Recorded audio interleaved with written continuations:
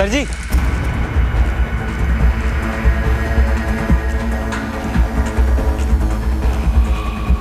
Sir जी वो एक flat किराए पे चाहिए। भाई अभी तो दुकान बंद कर दिया, कल आना, कल बात कर लेंगे। अरे सर जी वो थोड़ा अर्जेंट है। क्या है कि मुझे और मेरे दोस्त को कल ही शिफ्ट करना है, तो इस वक्त तो मुमकिन नहीं है, कल आ जाना, कल बात कर लेंगे, हो जाएगा कुछ ना कुछ इंतजाम।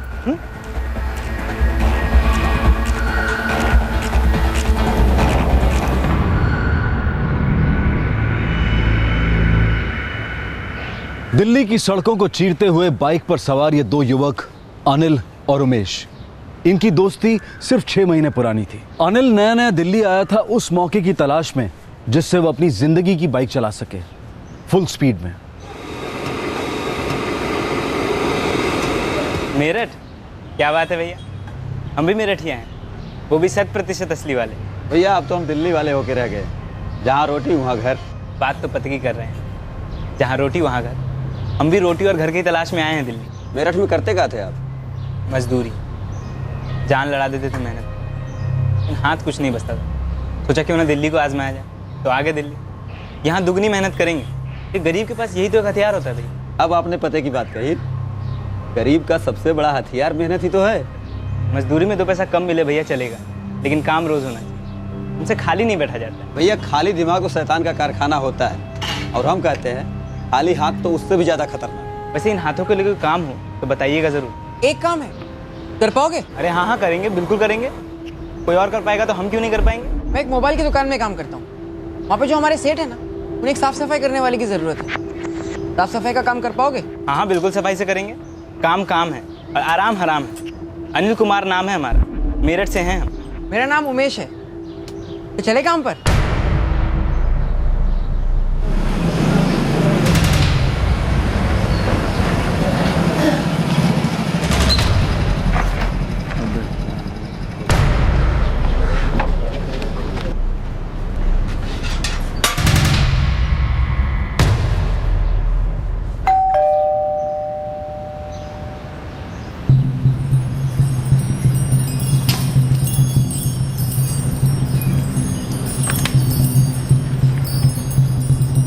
कौन है भाई साहब, इतनी सुबह सुबह क्या काम है? अरे भाई साहब, घर दिखाने वाले थे आज आप हमें।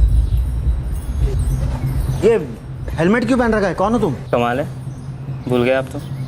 कल रात को तो मिले थे हम आपसे।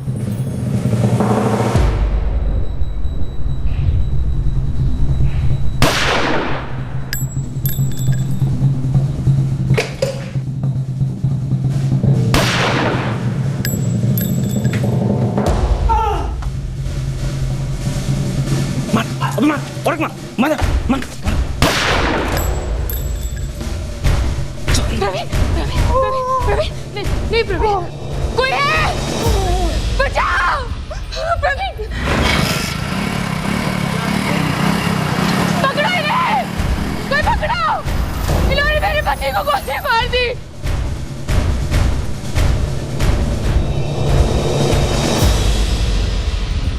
प्रवीण, प्रवीण उठो ना, प्रवीण कुछ बोलो, कुछ बोलो। मम्मा, विराट बेटा तुम अंदर जाओ, बाहर नहीं आना, जाओ अंदर। प्रवीण उठो ना। मामा बोलो ना, पापा को क्या हुआ? प्रवीण, गीता, गीता ये क्या हो गया? 2 लोग आए थे और इन्हें गोली मारकर चले गए। प्रवीण, प्रवीण, प्रवीण यहाँ देखो, प्रवीण, प्रवीण। प्रवीण प्रॉपर रिस्पॉन्ड नहीं दे रहा है, इसको जल्दी से हॉस्पिटल ले चलो वरना। मैं भी गाड़ी निकालता हूँ। गीता तुम पुलिस को फोन करो। कहाँ जा रहे हैं आप? प्रवीण को किसी ने गोली मार दी है। हे भगवान। आप अंदर जाइए, आप अंदर जाइए। मैंने उन्हें देखा था रीना भाभी, वो 2 लोग थे, बाइक पर आए और बाइक पर गए। देखिए ना कितना खून बह रहा है इनका। तू शांत हो जा गीता, सब ठीक हो जाएगा।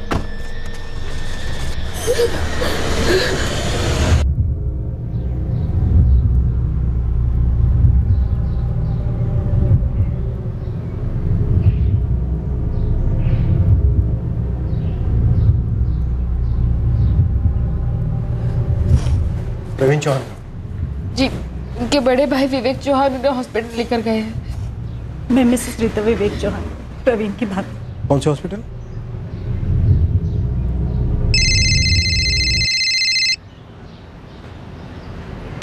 विवेक भैया का फोन। हेलो। प्रवीण नहीं रहा। ये आप क्या कह रहे हैं भैया? ऐसा नहीं हो सकता। गीता, ऐसा ही है। उसका इतना खून बह चुका था कि हॉस्पिटल आते आते ही वो जा चुका था। ऐसा नहीं हो सकता भैया,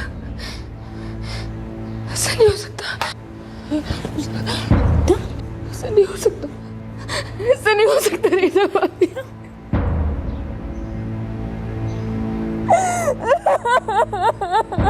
मम्मा क्या हुआ? तुम रो क्यों रहे हो मामा?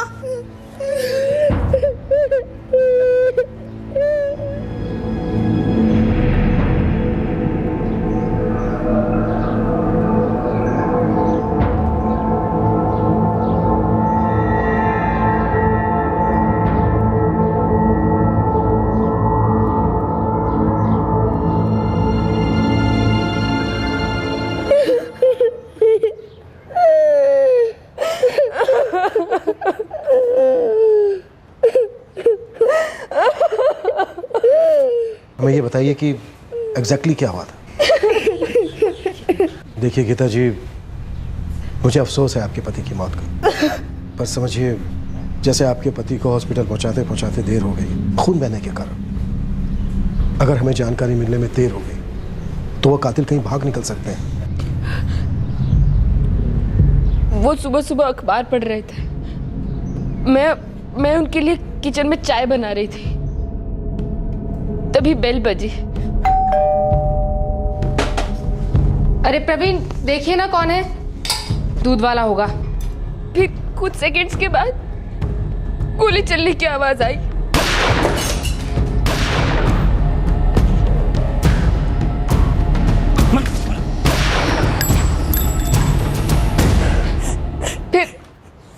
फिर वो लोग बाहर भागे।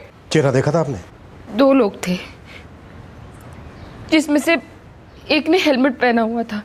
जिसने गोली चलाई उसने मैरून रंग की शर्ट पहनी हुई थी और उसके पास एक काला बैग भी था। फिर वो दोनों बाइक पर भाग गए। पकड़ो इन्हें! कोई पकड़ो!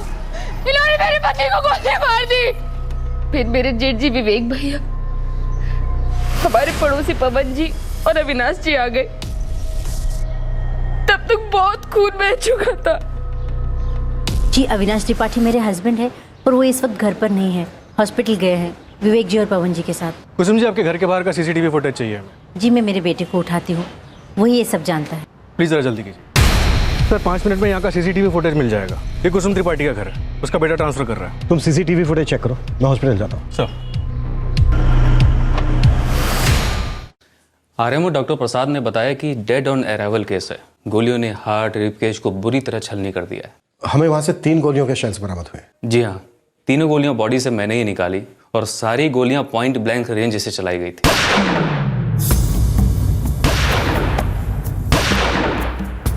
डॉक्टर, पिस्तौल यूज हुई है? Yes inspector. कट्टा नहीं है।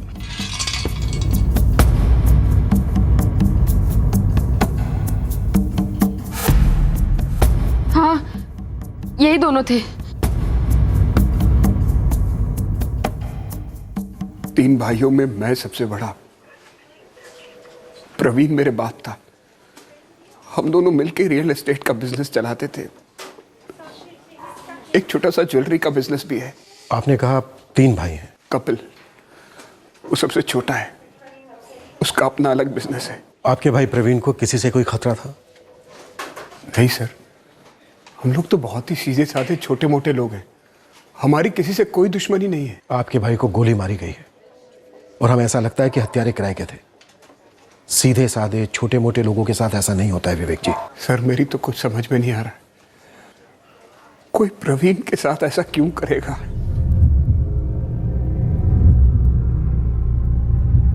बाइक का नंबर प्लेट साफ ही नजर आ रहा सर। लेकिन ये दोनों तो नजर आ रहे हैं। पर दोनों में से एक ने हेलमेट पहन रखा है।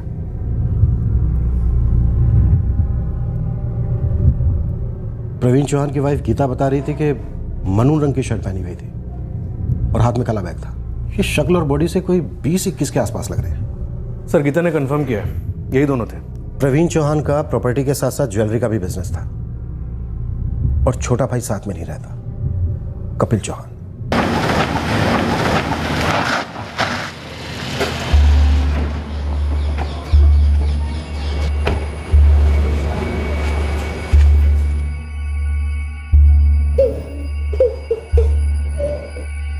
विवेक भैया,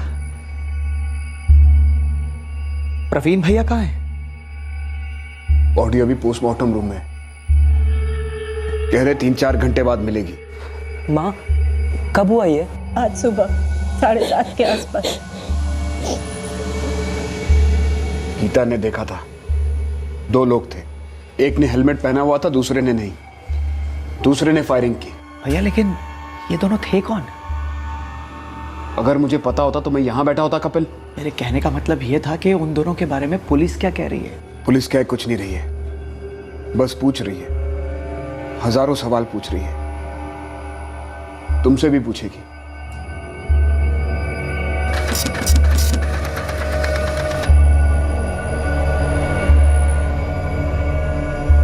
दो हत्यारों में से एक अनिल कुमार पीड़ित प्रवीण चौहान को कत्ल के एक दिन पहले की शाम को मिला था।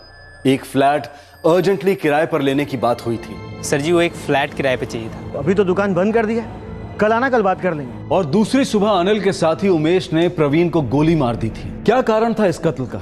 क्या यह प्रवीण का कोई निजी मामला था या फिर चौहान खानदान के अंदर की कोई बात थी? काफी उतार चढ़ाव के बाद इन्वेस्टिगेशन जाकर इस मर्डर के कारण तक पहुंच पाई, पर वो भी सिर्फ कारण के साए तक। कत्ल का कारण और कत्ल करने वाला घने अंधेरे में छुपा था।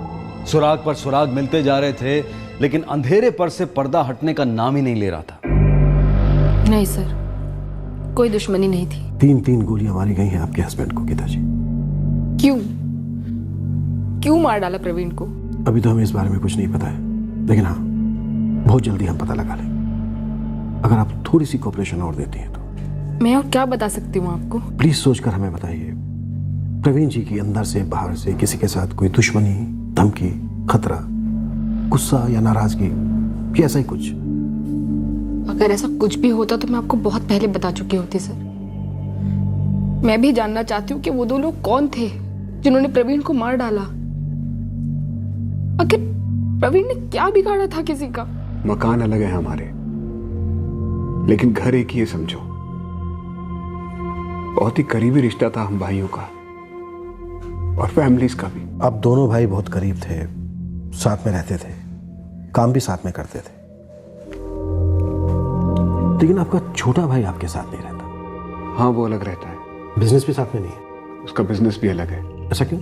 क्यों? बस है, उसका अपना बिजनेस है, अलग रहता है। सब लोग अपना अपना रास्ता चुनते हैं, अपने अपने रिश्ते बनाते हैं। अक्सर बने बनाए रिश्ते टूट जाते हैं, प्रॉपर्टी भाइयों के बीच दरार डाल देती है। हम भाइयों के बीच प्रॉपर्टी को लेकर कभी कोई झगड़ा नहीं हुआ। आपकी प्रॉपर्टी या फिर ज्वेलरी के बिजनेस में किसी के साथ कोई दुश्मनी, पैसों को लेकर अनबन, कोई लेनदार या जी नहीं। इतनी जल्दी जी नहीं? क्या? मेरा सवाल खत्म होने से पहले आपका आ गया जी नहीं। मुझे ऐसा क्यों लग रहा है कि आप इस जवाब के साथ पहले से तैयार थे? सर जवाब मैं जानना चाहता हूं, वो भी जल्द से जल्द, कि मेरे भाई को किसने मारा और क्यों। और आपके अलावा इन सवालों के जवाब और कोई नहीं दे सकता। गुनाह है?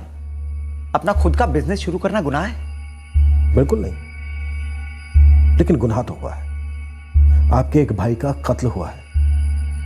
हम आपकी फैमिली के हर शख्स पर शक कर रहे हैं, लेकिन आप पर थोड़ा ज्यादा, क्योंकि आप बिजनेस अलग कर रहे थे, अलग रह रहे थे पन्नागर में। अच्छा, तो अब अलग रहना भी गुनाह हो गया? आपका ये चिड़चिड़ापन ना हमारे शक को और गहरा कर रहा है। आप जानना क्या चाहते हैं मुझसे? आपके भाई प्रवीण चौहान को किसने मारा कपिल, और क्यों? यही तो मैं भी जानना चाहता हूं। अगर मुझे पहले से पता होता तो एक एक की खबर नहीं ले लेता मैं। सिसोदिया, सबकी खबर निकलवाओ, पूरी फैमिली पर नजर रखो। पत्नी गीता, भाभी रीटा, बड़ा भाई विवेक, छोटा भाई कपिल, हर एक मोमेंट, फोन रिकॉर्ड, सब कुछ निकलवाओ। सर मुझे रिश्तों की हिस्ट्री चाहिए, घर की, काम की, घर और काम दोनों के बीच की भी।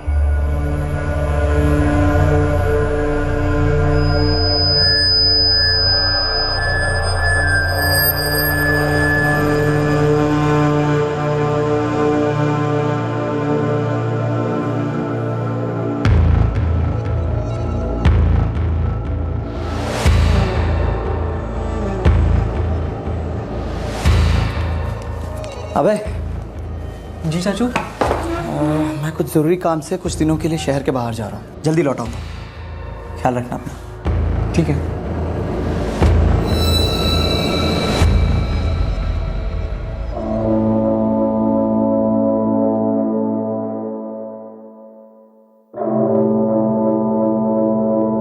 सर जी, इस बाइक की अगर कोई जुड़वा बहन है तो वो इस वक्त मेरे सामने खड़ी है।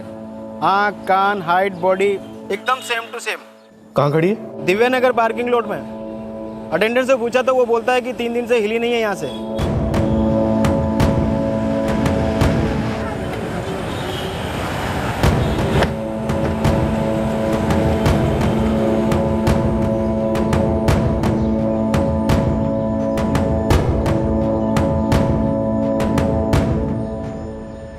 साहब 3 दिन से यहाँ पड़ी है, कोई लेने आया ही नहीं। छोड़कर कौन गया था? हजारों लोग यहाँ पार्किंग करते हैं साहब, मुझे कैसे याद रहेगा? तेरे इन सीसीटीवी कैमरों को सब याद होगा। जी साहब।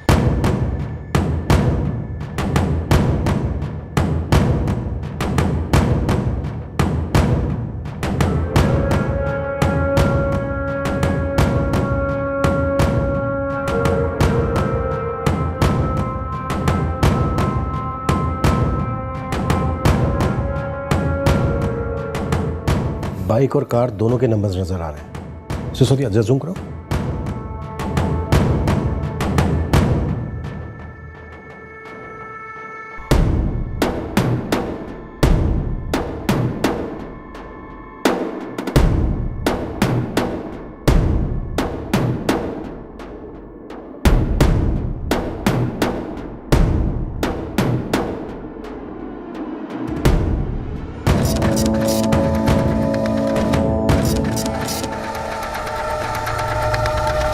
सिसोदिया, कार और बाइक दोनों के मालिकों को उठा लेते।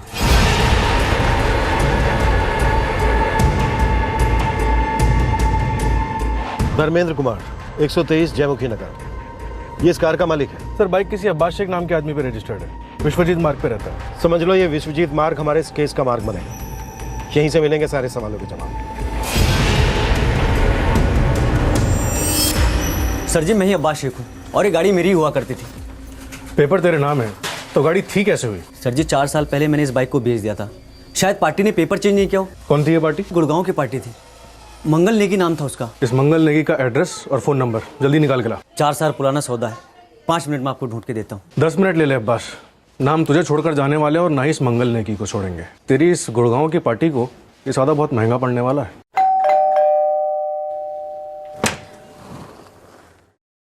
जी धर्मेंद्र कुमार है घर पे? जी है, पर बात क्या है? हाँ जी, ये गाड़ी तो मेरी ही है सर, लेकिन ये दिव्या नगर की पार्किंग में क्या कर रही है ये मुझे समझ में नहीं आ रहा है। लेकिन आपकी बात मेरी समझ में नहीं आ रही है। आपकी कार दिन में रात में कहाँ होती है, क्यों होती है, ये आपको पता नहीं होता। कैसे हो सकता है ऐसा? अपनी गाड़ी रोज रोज यूज नहीं करता हूँ सर, मैक्सिमम टाइम तो मैं मेट्रो ले लेता हूँ। किराए पे देते हो? जी नहीं सर, दरअसल हमारी कॉलोनी में ना पार्किंग की बड़ी मुश्किल है सर, तो कई बार मुझे पार्किंग नहीं मिलती है सर, तो मैं अपनी कार एक गैराज के बाहर खड़ी करके आ जाता हूँ और वो वहीं 2-2, 4-4 दिन तक खड़ी रहती है सर। कहाँ पर है? सर यहीं अपने जयमुखी नगर में। चाबी आपके पास रहती है? जी नहीं सर, सर वो जो गैराज का ओनर है सुरेश नारंग, उसके पास ही चाबी रखता हूँ। चलिए आइए देख लेते हैं आपकी कार को और इस नारंग को भी।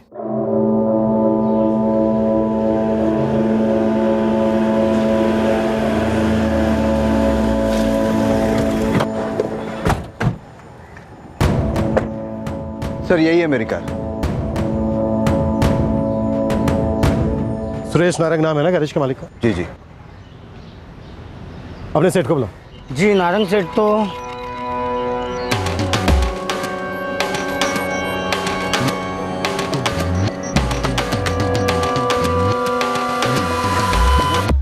क्या दुश्मनी थी तेरी प्रवीण चौहान के साथ? मैं किसी प्रवीण चौहान को नहीं जानता, सब सच बोल रहा हूँ मैं। अच्छा तो अब हमारे गैरेज में चल, वहां जब हम तेरे से बुलवाएंगे ना तो तेरी सब समझ में आएगा, क्योंकि हम तेरी बॉडी, तेरा इंजन, पेट्रोल टैंक, व्हील, एक एक पुचरा खोल के ना तेरे अंदर का सारा कचरा साफ करेंगे, तब तेरा इग्निशन होगा।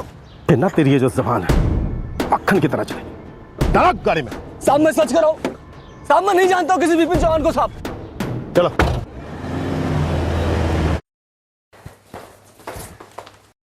सर इस गुड़गांव वाले मंगल नेगी ने अपनी बाइक चोरी होने की कंप्लेंट दर्ज करवाई थी। अगर ये भी इस प्लान का हिस्सा है तो इस वक्त हमारे हाथ में सुरेश नारंग है। अब 2 और 2 4 होने में ज्यादा टाइम नहीं लगेगा सिसोदिया।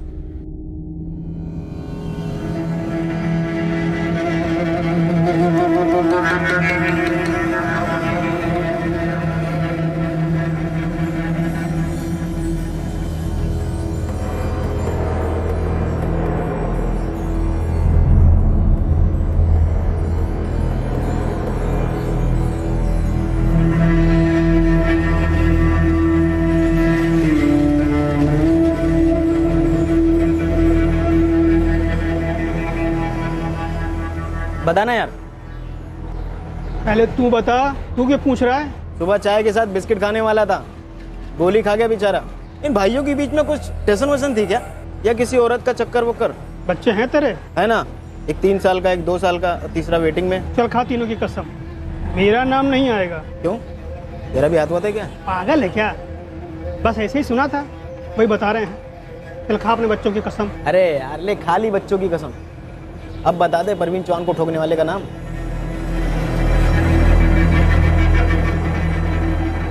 सर एक ही बात रटे जा रहा है कि इसे पता ही नहीं इसकी गाड़ी कौन लेके गया था।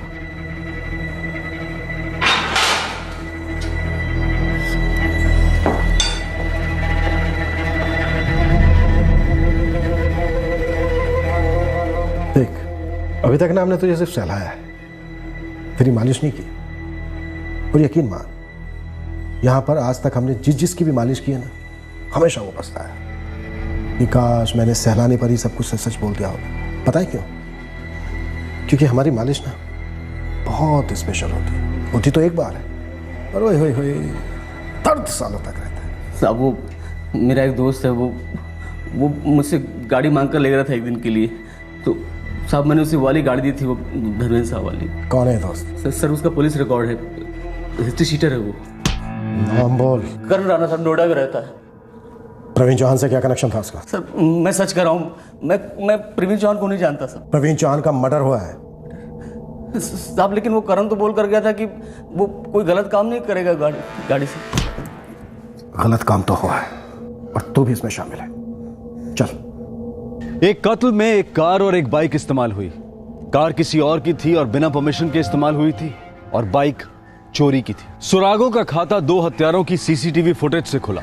अब पुलिस की गिरफ्त में एक गैराज का मालिक था जिसने कार एक हिस्ट्री शीटर को दी थी। सुरागों का कारवां तो बनता जा रहा था, लेकिन साजिश का डेरा अभी बहुत दूर था। सबसे अहम सवाल था कि 8 अक्टूबर की सुबह उन 2 युवकों ने प्रॉपर्टी डीलर प्रवीण चौहान पर गोली चलाकर उसकी हत्या क्यों की।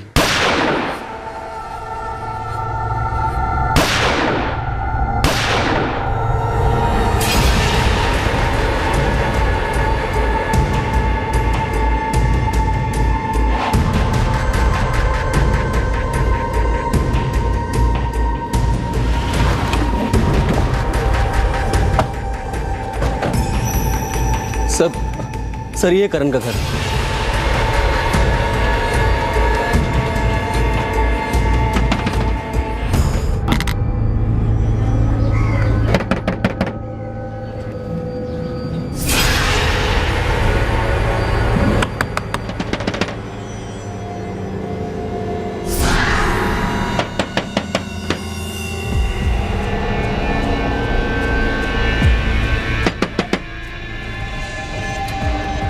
सर वो देखिए।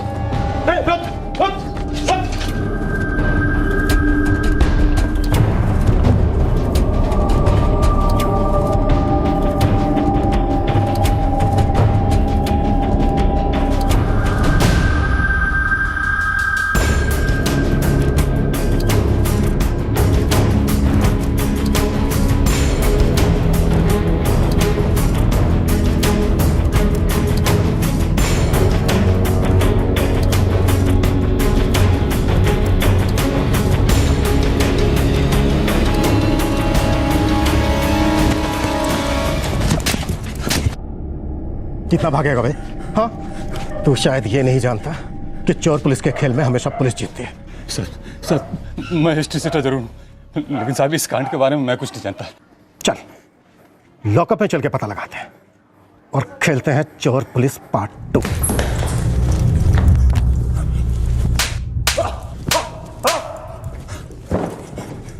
ना तो तुम मुझसे भाग सकता है ना सच्चाई से। बेहतर होगा कि अपनी इज्जत का हथियार डाल दे। सर जी मैं सच्ची कह रहा हूँ, मुझे कुछ नहीं पता। मुझे सुरेश नारंग ने कहा 2 आदमियों का इंतजाम करने के लिए, मैंने बस वही किया था। मुझे नहीं पता ये प्रवीण चौहान को इंतजाम कर। वो कहता है उसने तुझे गाड़ी दी और तू कहता है तू उसका हथियार दिए, और तुम दोनों कहते हो कि तुम दोनों ने प्रवीण चौहान का नाम तक नहीं सुना। सर जी नहीं सुना, कसम से।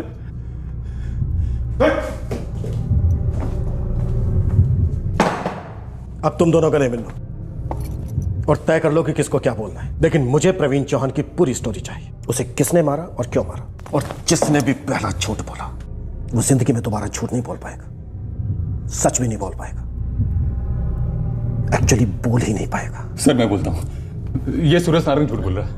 सच ये है कि वो 2 शूटर थे, उनका इंतजाम मैंने किया था। ये मैं कबूल करता हूँ। बोलता रहे, मैं सुन रहा हूँ। सर जी इसने सामने से फोन किया था मुझे। यार करण, मुझे 2 बंदे चाहिए, एकदम डेयरिंग बाज। काम क्या है सर डेयरिंग वाला? एक बंदे को टपकाना है। कौन है वो बंदा?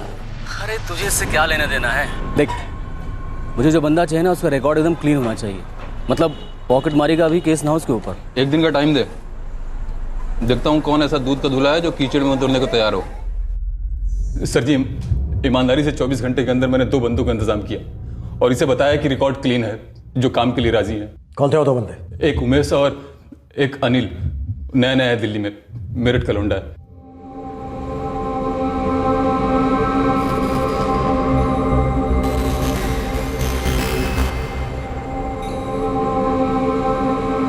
काम कुछ ज्यादा नहीं है, एक बंदे का काम तमाम करना है, मर्डर करना है। किसका मर्डर करना है? मुझे नहीं पता और तुम्हें भी जानने की जरूरत नहीं है। तो फिर मारेंगे किसे? पहले बोलो तैयार हो।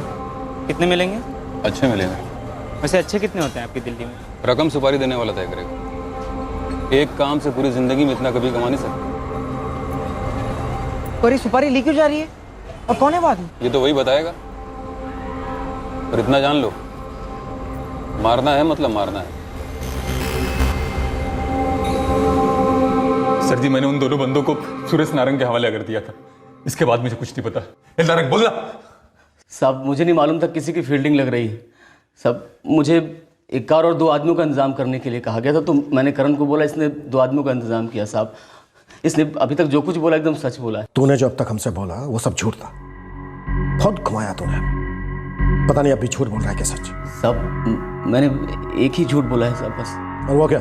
मुझे मालूम था कि किसी प्रवीण चौहान को मारना है, लेकिन ये प्रवीण चौहान कौन बंदा था मुझे कोई आइडिया नहीं था साहब। मतलब तुझे ये मालूम था कि प्रवीण चौहान नाम के किसी आदमी का कत्ल करना है, पर ये नहीं मालूम था कि प्रवीण चौहान कौन है और उसे क्यों मारा जा रहा है? साहब मेरा एक दोस्त है, सब उसने कहा था 2 आदमी और का इंतजाम करने के लिए। ये झूठ बोल रहा है साहब। कार यही लेकर गया था और 2 लौंडों को बंदूक किसी ने दी थी। मैंने कहा था तुम दोनों से कि मुझे कोई चालाकी नहीं चाहिए। तुम दोनों ने इतनी जल्दी खिचड़ी पकानी शुरू कर दी। कोई नहीं, और हम पकाएंगे, और खिचड़ी नहीं कीमा। नहीं साहब, आज रात पूरा थाना हाथ साफ करेगा इन दोनों पर, और ये झूठ बोले या सच कुछ भी सुनने की जरूरत नहीं।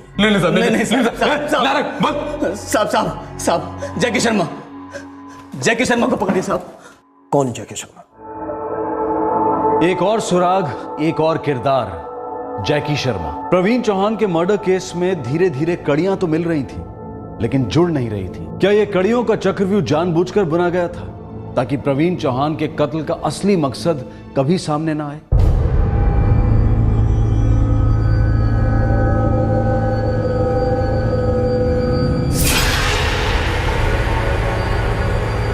एक सुपारी।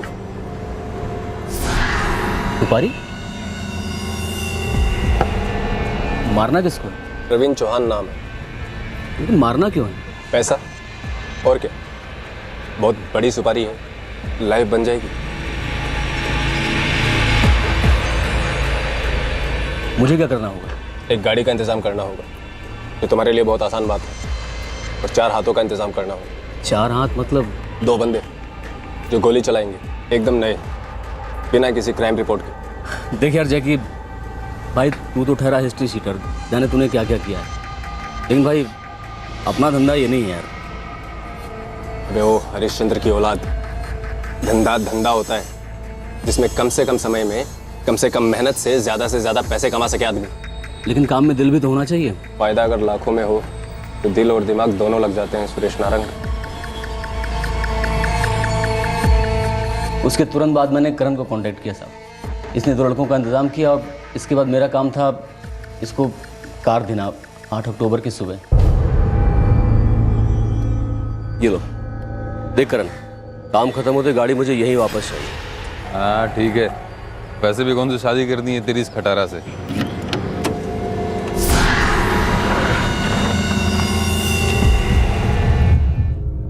और तू पार्किंग एरिया में इंतजार कर रहा था? हाँ सर जी, अनिल और उमेश मुझे वहीं मिलने वाले थे।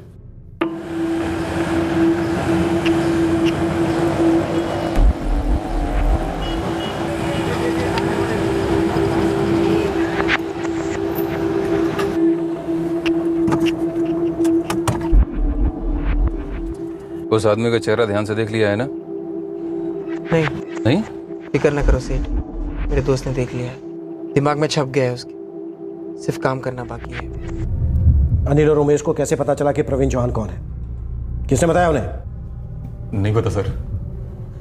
जैकी शर्मा ने बताया होगा साहब। जब इसने 2 लड़के मुझे दे दिए तो मैं उनको लेकर जैकी शर्मा के पास गया था साहब। उसी ने अनिल को दिखाया होगा कि प्रवीण चौहान कौन है। वो जो शटर डाउन कर रहा है उसी को उड़ाना है। तुम में से कोई एक चेहरा अच्छी तरह देख लो, कल कोई गलती नहीं होनी चाहिए। जी हम जाते।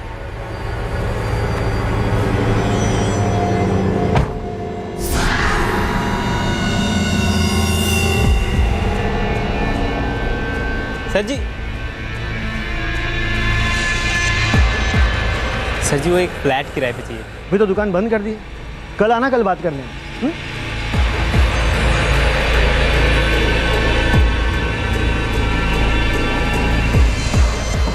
मैं तुम्हें घर दिखा चुका हूँ, याद है? तुम्हारे दोस्त को आदमी भी दिखा चुका हूँ। कल काम हो जाना चाहिए, किसी भी तरह की कोई गलती हो ही नहीं सकती उमेश, समझे? अपने दोस्त को भी समझा दो। हमारे दिमाग ने फोटो छाप लिया, ये समझिए। अब कोई चांस ही नहीं गलती होने का। 15 मिनट में काम खत्म करके यहीं वापस लौट आना है, समझे? आ जाएंगे।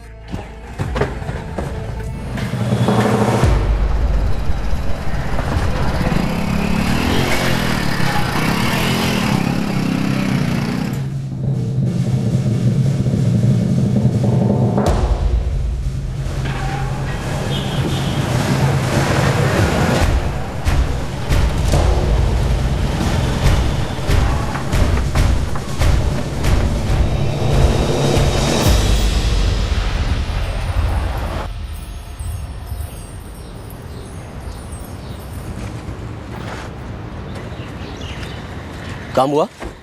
बोल तो रहे हैं काम हो गया। काम हो गया? 1 या 2 नहीं, 3 गोलियां दागी है उसके सीने में, बचने का कोई चांस ही नहीं है। पूरा निशाना लगा के गोली मारी है। ठीक है, अब एक काम करो, तुम दोनों यहाँ से गायब हो जाओ और 3 दिन के बाद जब मिलेंगे हम लोग वापस तो बाकी का जो हिसाब किताब है क्लियर कर लेंगे। देखिए किताब आप पढ़े हैं, हमें ये सब समझ में नहीं आता, हमें सिर्फ हिसाब मालूम। काम खत्म हो गया, रखिए हथेली पे पैसे। यार सुरेश, मेरा भी हिसाब चुकता कर दे यार। मुझे मेरा हिस्सा मिलेगा तब मैं तुम लोगों को कुछ दे पाऊंगा। और वैसे भी हमसे कहा गया है कि जब तक ये खबर पक्की नहीं मिल जाती है कि प्रवीण चौहान मारा जा चुका है तब तक किसी को कुछ नहीं मिलने वाला है।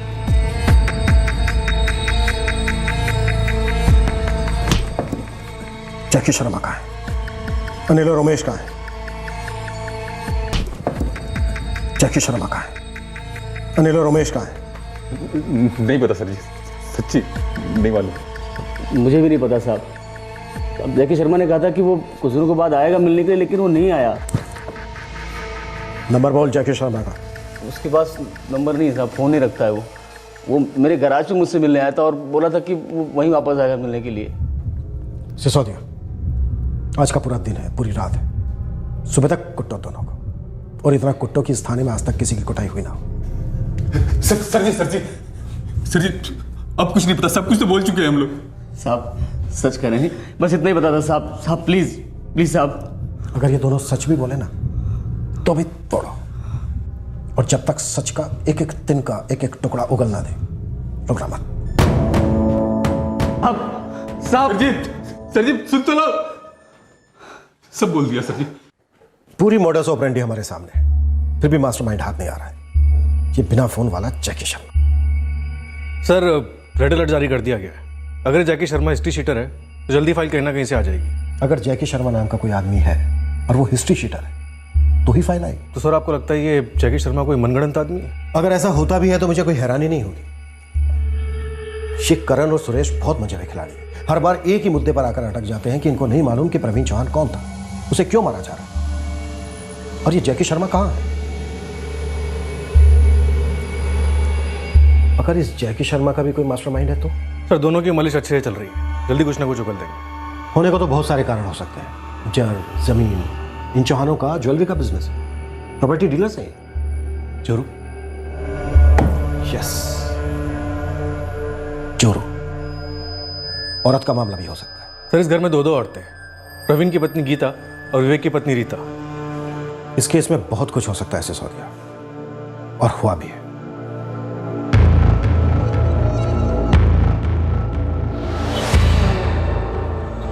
साहब रास्ता जितना क्लियर दिख रहा है उतना है नहीं, काफी धुंध है। धुंधला है तो वाइपर ऑन कर, क्लियर कर रास्ता। साहब जी चौहान परिवार में काफी कुछ ऊपर नीचे। किस बात को लेकर? प्रॉपर्टी साहब जी। लेकिन कोई इतना नीचे कैसे गिर सकता है कि प्रवीण को ऊपर भेज दे? साहब जी ये तो इस घर की परंपरा रही है। क्या मतलब? प्रवीण से पहले इन तीनों भाइयों की माँ रेखा चौहान को भी ऊपर भेज दिया गया था।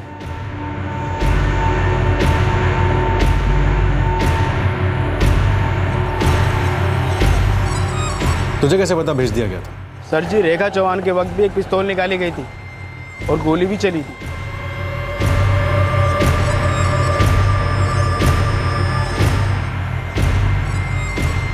सतपाल नगर थाने में आज भी रिपोर्ट दर्ज है सर जी, रेखा चौहान मर्डर केस।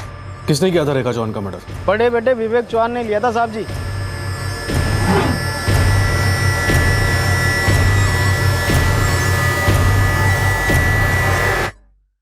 फिर तो प्रवीण के मर्डर में भी वही शामिल होगा। होने को तो कुछ भी हो सकता है सर जी, लेकिन क्या फैमिली है, पूरी तरह टेढ़ी मेढ़ी।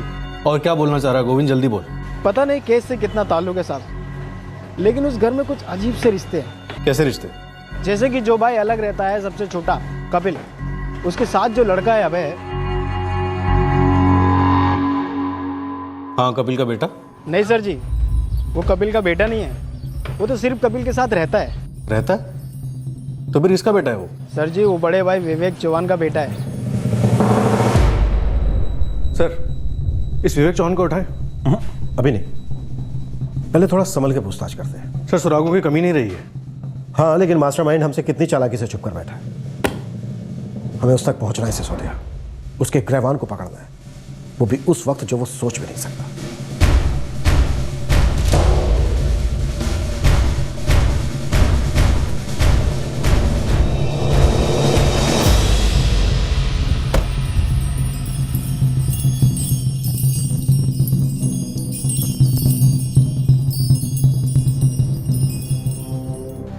एक पुराने मर्डर केस ने इस चौहान परिवार में पनप रही अशांति पर रोशनी डाली थी। खबरी ने यह भी बताया कि रेखा चौहान के कत्ल में उसके सगे बड़े बेटे विवेक चौहान का हाथ था। इस शूटआउट और उसकी तहकीकात ने पुलिस को अलग अलग लोगों तक पहुंचाया। 2 कस्टडी में थे, 2 फरार थे और 1 गुमनाम।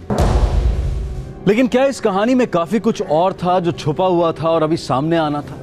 कोई एक ऐसा पहलू जिसके बारे में इस वक्त हम सोच भी नहीं पा रहे हैं? क्या करण राणा और सुरेश नारंग द्वारा बुनी गई कहानी वाकई में सच थी, या फिर सच को छुपाने के लिए एक और बेहतरीन साजिश? क्या प्रवीण का कत्ल रेखा चौहान के कत्ल से जुड़ा हुआ था, जो कि विवेक, प्रवीण और कपिल की मां थी?